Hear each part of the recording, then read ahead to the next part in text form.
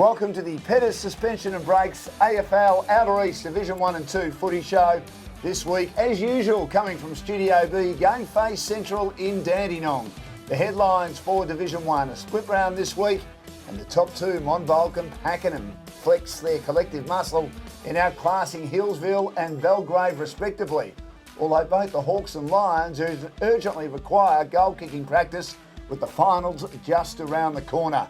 G'day, I'm Dan Lonigan and with me is the coach. Welcome, coach. Thank you, Dan. What is a collective muscle? Would you like to show what is that? Two muscles together? Two muscles, four, mate. Coach. I reckon if we put two muscles together... How do you reckon we'd go? There'd be no collective muscle there, would there? Dan, particularly for me. No, stop touching me now, Dan. That's all right. Okay. I love touching you, stop, but he hates it. Why do you hate me touching even if I give you a nice complimentary pat on the back, coach? Because you're a creepy man, Dan. You're a creepy man. Yeah, well, I'm an ugly looking man. I didn't say that. You're just creepy. Creepy? Okay. Isn't that worse than ugly? No.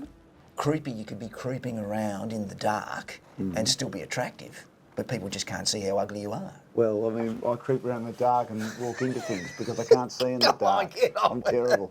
Now, the two results last week, as we say, Monbulk and Pakenham, with their collective muscle or muscles, because there were 44 players, so I suppose we have to say muscles, don't we, coach? Yeah. 11-22-88, Monbulk, 33 scoring shots.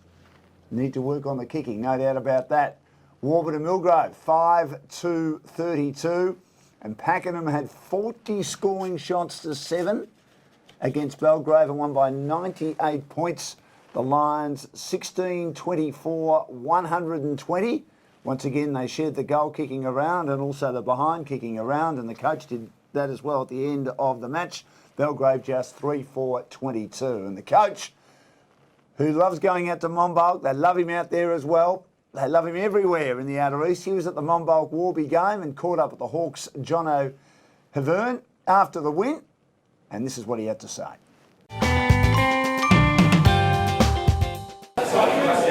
With me, I've got Jono from the Monbulk Football Netball Club. Jono, congratulations first on the win. Yeah, thank you. It's nice to be back on the winners list. It is good to be. Well, you've had one game off the winners list, and admittedly, I wasn't at that game, but that was a bit of a shocker, I'm told. Yeah, we credit to Pakenham. They played really well, but we were definitely off as well. So one to put behind us. Put behind you, move on. This game wasn't great to watch, and as your coach Andrew Williams-Hoddy said, a win's a win, but you need commitment right through to the finals now.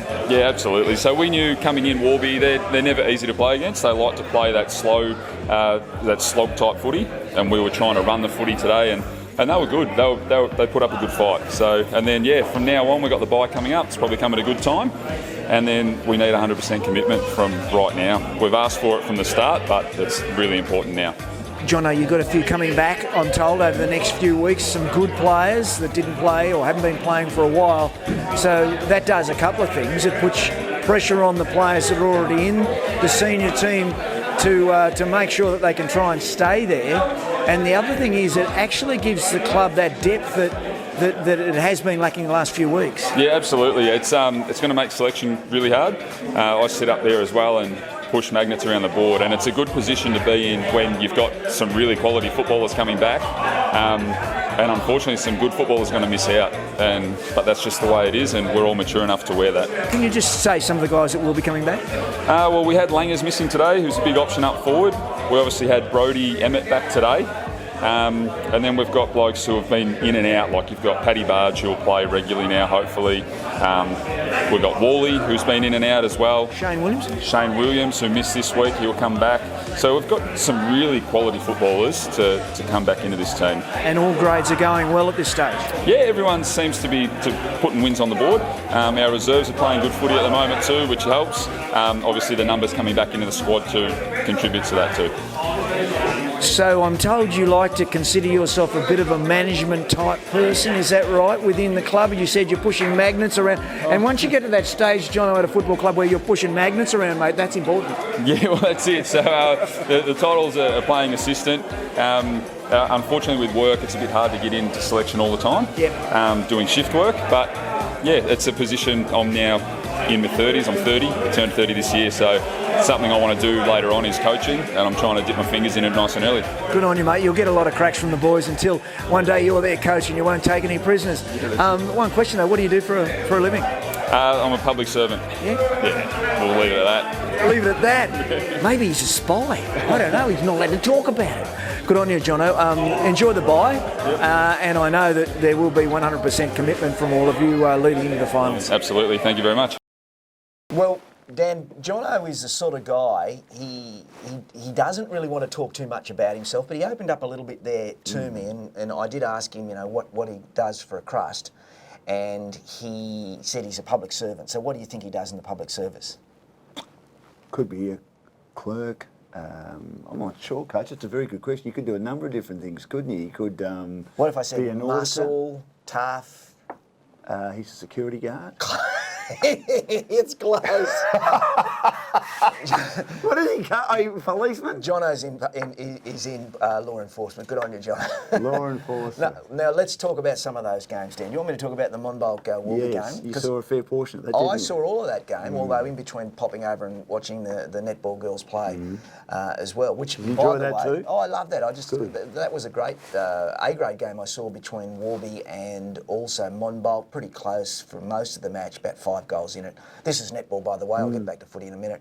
And of course, the Warby girls, they ended up Pretty winning. strong team. One thing I did interview Matt Footy, who couldn't be with us today, Matt Footy, of course, is normally with us on the footy shows for this one and also the Premier show. Or Footy, Footy. I interviewed his sister, Selena. Right. And she's a spitting image of him. Much better looking, of course, but spitting image of him.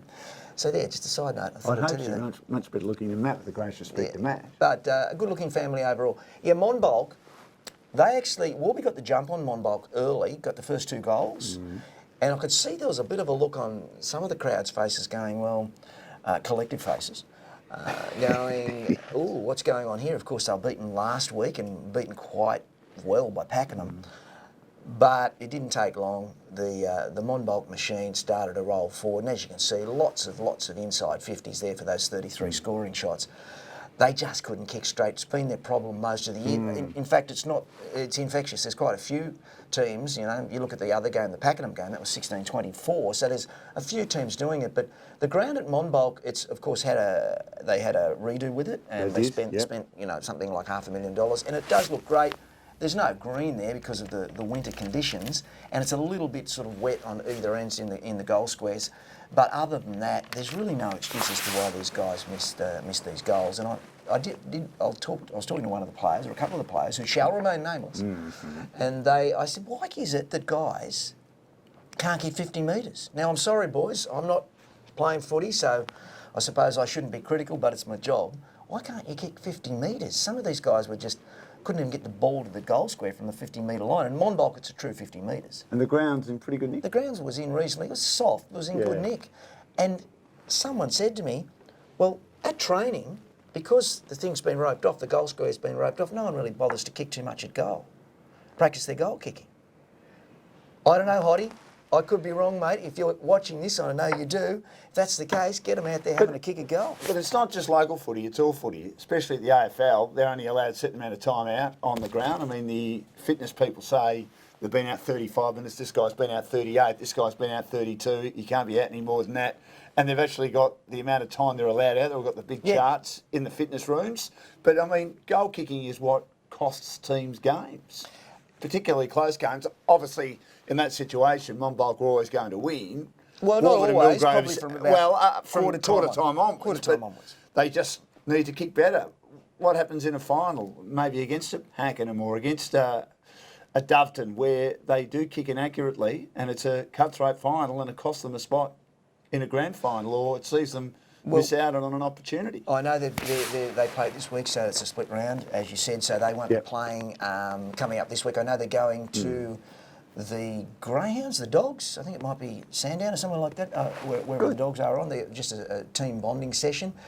And one thing I noticed, I was in the rooms after the game, and Andrew Williams, he said, yes, enjoy the win, we've got to win.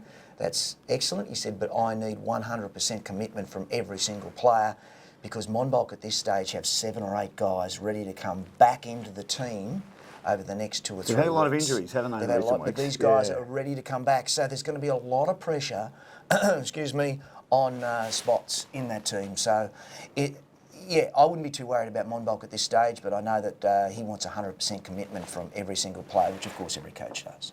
Now, Pakenham winning by 98 points, and what has been the strength of Pakenham this year? Again, they kicked inaccurately, and it's an area that Ash Green will work on, no doubt, with the week off this week, is their ability to share the goals around. A plethora of goal kickers. They had 10 this week. That's a lot. Yeah, that's a lot. Plethora. You like that word? Yeah, They've had anywhere between 8 and 10 most weeks. No one's dominated the goal kicking for them. They've always managed to share it around. Young Kane Tyrrell again was very good. Hope was good up forward. Young Green was also very good, kicking a couple. So this has been the strength of this team, and that's why they're going so well. And I'm sure that even though they were inaccurate, Ash would have been happy that everyone's sharing the load, and that's been the strength and putting them in contention to have a crack at a premiership. And I would think that Monbulk and Pakenham are still clearly the best two sides, and it's just the goal kicking. Well, is an area that they both need to work on a little bit. Well, of course, just practice your goal kicking, but also too, where will that final be played?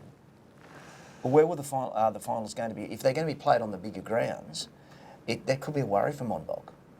Could be definitely a worry for Monbulk because even though they've got a pretty well-rounded team, Pakenham can play those bigger grounds in their own ground, and they gave them a real pasting, didn't they? They did. Yeah, look, I'm not sure yet. I haven't heard where the finals will be played, in First Division or in Premier Division or in Second Division in the Outer East. I'm sure that Hillsville will be one of the venues. It generally is. It certainly was in the old Yarra Rangers competition.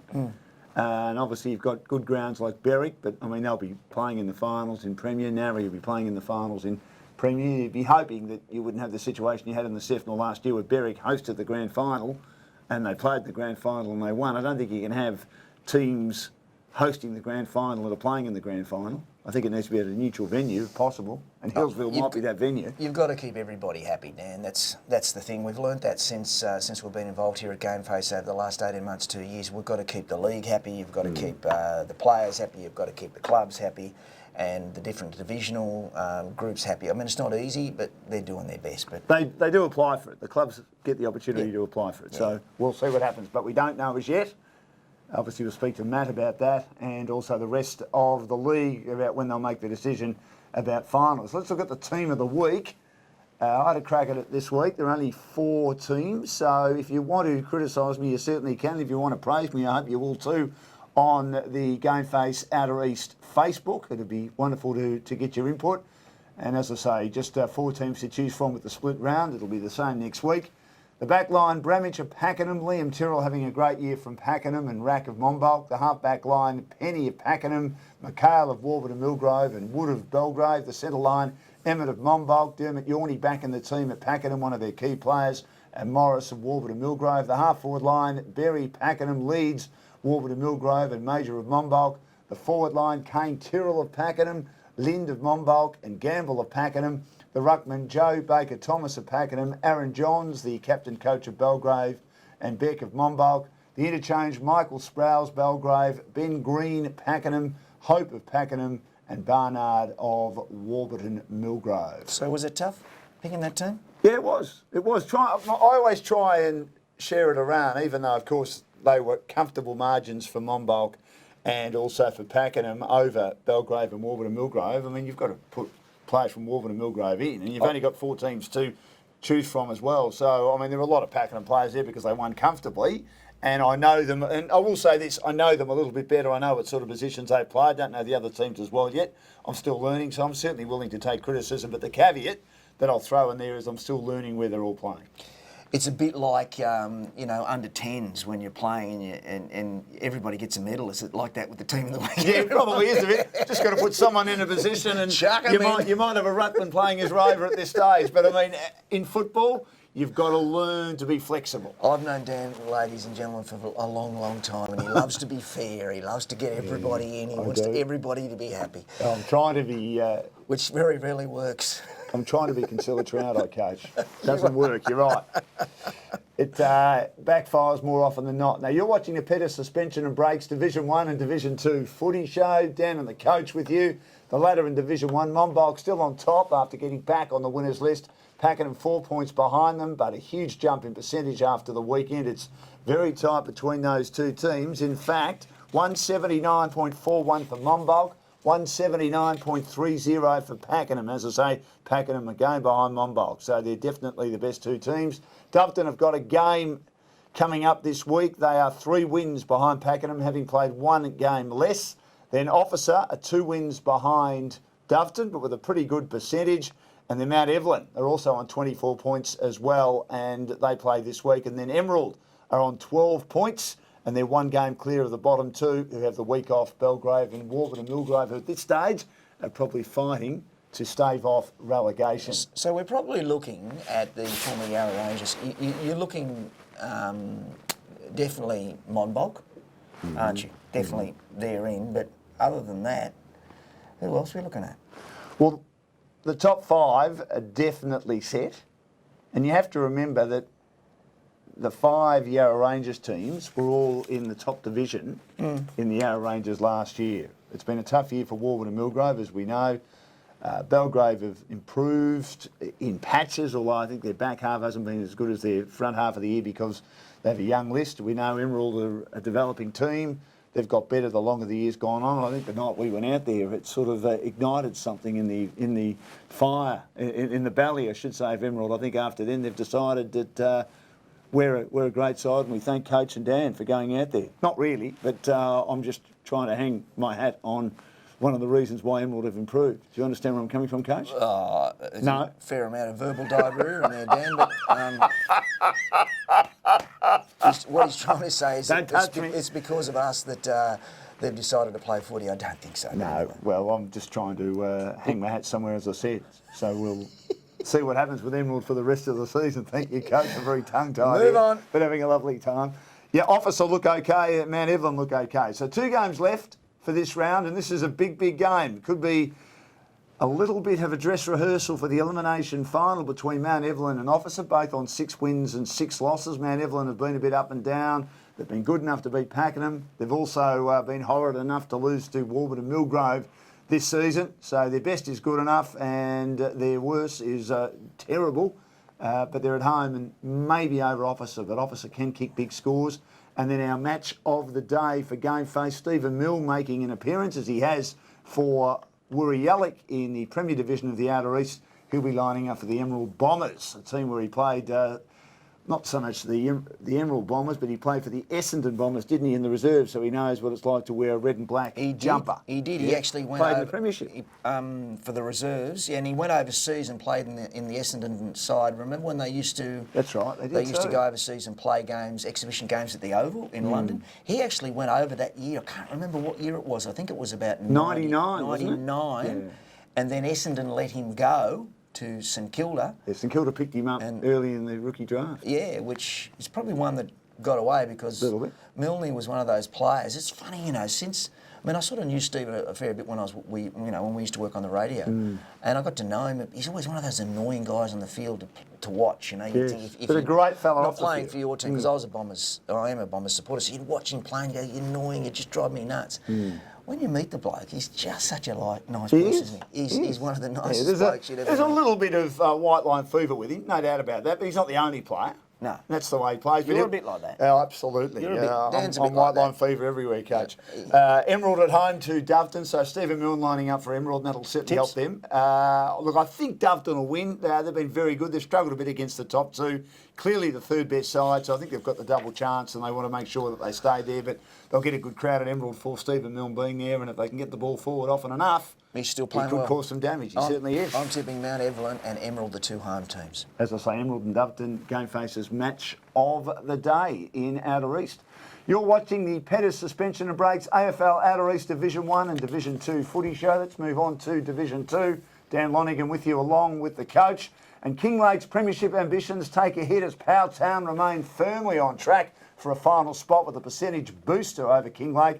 A dominant third quarter was enough for Yarra Junction to return to the winners list at the expense of a gallant Yarra Glen. The River Picks were great, and they only hang on to 5th position by just 3% in a tight battle for a top 5 spot.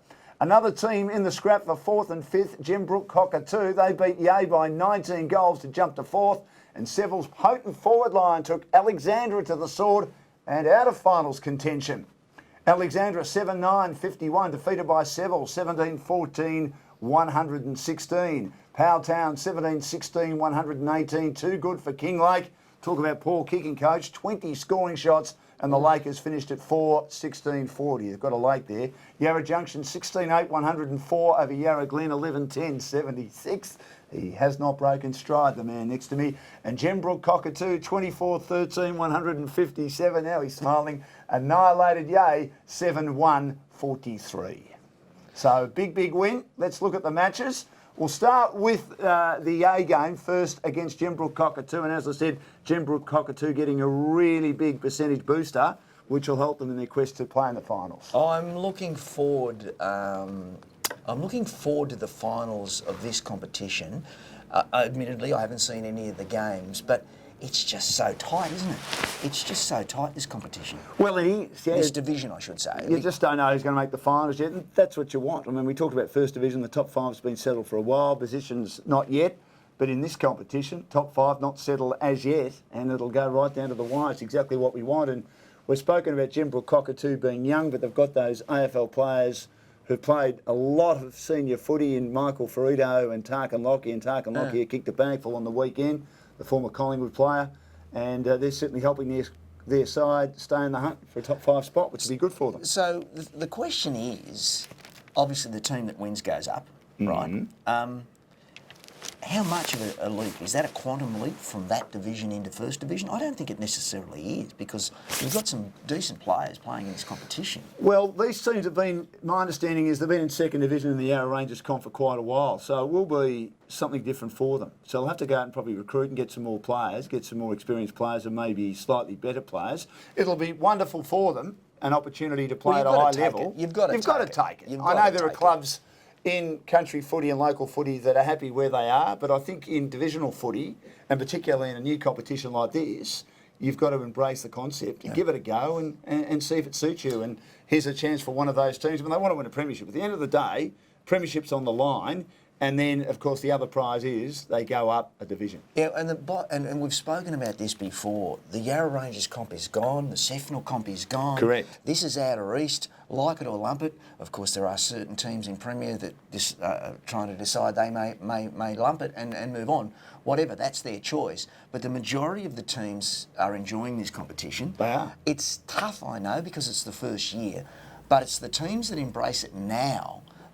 We mightn't see the benefit for a year or two, but you'll see benefits from the teams that are embracing it right now in probably 2-3 years' time. Correct. And of course, teams like Monbulk are already doing it. You look at Upwey Tacoma in the Premier Division, they're struggling. But they're embracing. But they've the embraced concept. it, and they've embraced the competition, the concept. Yes, they're heavily going to recruit. They're going to heavily recruit. So the teams that are doing that, I tell you what, they're the ones to watch out for. And if you're walking around going, "Woe is me," and this is not the competition we want, and it's unfair, and the scores are too big, or we don't like playing on bigger grounds or smaller grounds, you're the teams that are going to struggle in the future. Well, you've got to just go with the flow, I would have thought. Yes. Opportunity for there comes a stage your in football life, club accept it. to improve, and changes are made every day of the week, aren't they? Now, Gembrook Cockatoo had 11 goal kickers in their win, coach, and as I said, Tarkin Lockyer a star with 6. Yarra Junction a bit too good for Yarra Glen. It was tight, bar one quarter. Yarra Junction got away in the third term, and they won by 28 points. They've been a pretty good side all year. They're not on top now. That position is filled by Seville, but you'd think they'll get the double chance. Yarra Glen still just hanging on to a spot in the finals. We've spoken how tight it is for a spot in the finals. Their percentage at the moment, Yarra Glen, in 5th position, is 125.72. Gembrook's is 126.95. 1.23%, a little bit better, Gembrook from Yarra Glen. And they're both on the same number of points, 36. So we're looking at the ladder now, are we? Yeah. No. All I'm doing is I'm just mentioning how important it is. You've got to keep winning, that you don't let your percentage get out of hand too much if you do lose. And that's Yarra Glen to be happy with that, because I think Yarra Junction are a 4 or 5 goal better team. Powelltown Their performance was very good against Kinglake. That was the big upset. 17-16, 118. Kinglake 4-16-40. They dominated right from the word go, and that keeps Powtown in the race, just one game behind the teams in 4th and 5th, and they'll be delighted with that. And then, of course, the other game was also a terrific result too, as we have a quick look at that other game as well. We've just seen Powtown and Kinglake, and Alexandra been beaten by Seville, who just continue to go from strength to strength, and their performance was, again, very solid. Rattray kicked 7. They've got this unbelievable forward line, as Matt spoke about last week, Coach, and they're going to be very hard to beat. They're on top of the table, and Alexandra now at a finals contention. It's done and dusted. Yeah, it just sounds like, as I said earlier on, it's going to be a cracker of a final series, and at this stage we still don't know the composition.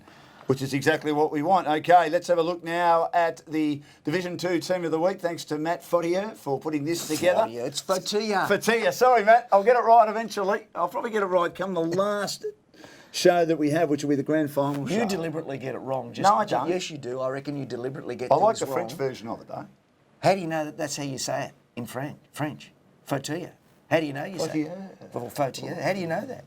Is everything got "war" in it if it's French? La Café. He went to Xavier, ladies and gentlemen. He thinks he can speak French. The Division 2 Team of the Week, the back line of Symes at Yarra Glen, Brooks of Yarra Junction. Didn't Bill Shorten go to Xavier? He did go to Xavier, yes. He was 2 tiers above me. Fennell of Yarra Junction.